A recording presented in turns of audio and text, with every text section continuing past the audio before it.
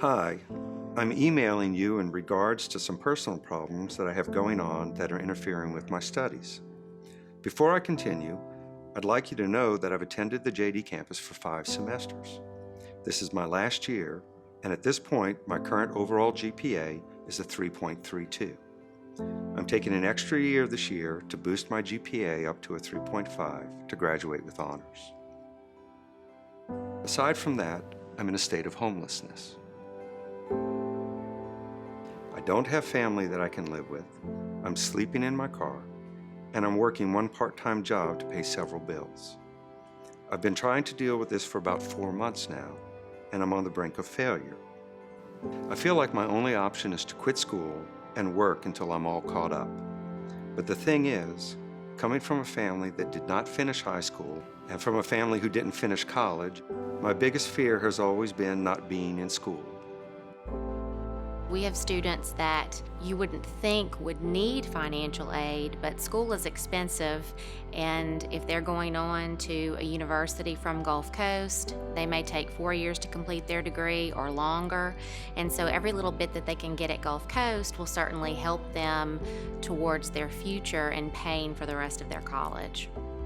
Well, upon receiving the email, I did a couple of things. The first thing I did was I did go out and check out her academic record, and she was a 3.32 student.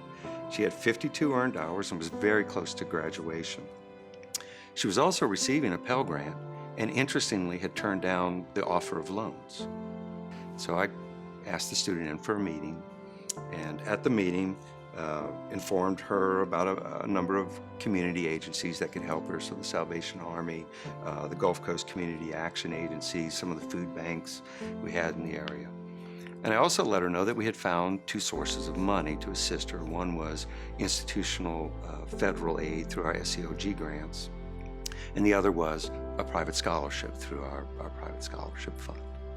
Sometimes we can't award a scholarship because there's not a student that meets the criteria. It's really nice to be able to award a student $1,000 from the foundation and then several other students that same amount, because the scholarship is so broad and so great that we can benefit so many students. Even if, say, they had tuition paid for some other way, if they can't get the books, the tools, the foundation and different scholarships from it can just kind of come in and supplement that and give students an opportunity to come to school without having an additional financial burden. The neat thing about Mississippi Gulf Coast Community College is we have students from all walks of life, and that includes a pretty significant non-traditional student population. And so a lot of times with the non-traditional students, they may have exhausted all their financial aid and scholarship eligibility when they tried to attend college several years ago. And then when they try to re-enroll in college, they may not be eligible for any type of federal or state financial aid. The foundation is so important and so crucial for those students to reach their goals. Following the meeting, she went home that evening and wrote me a second email, and I'll show you just a little bit of that as well.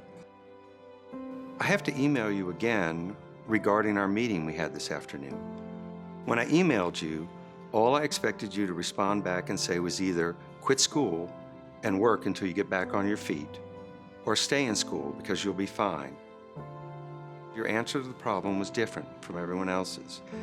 Everyone that I asked told me to quit school and to work because I'm young and I can go back later, and that if losing everything is on the line, then school isn't worth it. School is never not worth it. I've sat and thought about how I can thank you all, but all I could come up with is to just succeed and follow through with everything you guys are helping me with.